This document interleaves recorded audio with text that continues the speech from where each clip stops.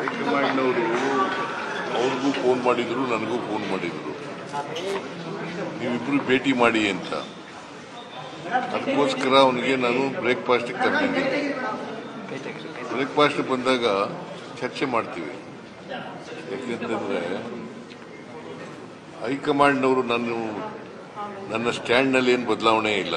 ಹೈಕಮಾಂಡ್ನವರು ಏನು ಹೇಳ್ತಾರೆ ಅದ್ರ ಪ್ರಕಾರ ನಾನು ಕೇಳ್ತೀನಿ ಅಂತ ಹೇಳಿದ್ದೀನಿ.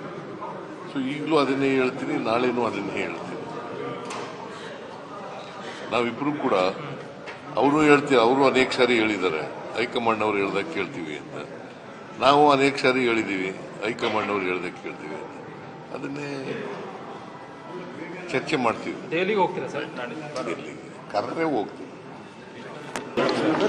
Sir, what about the meeting tomorrow? So the breakfast meeting that will happen. It's only a breakfast meeting. So, but what is the High Command said to you so far? I do not know. High Command told me, and High Command told Mr.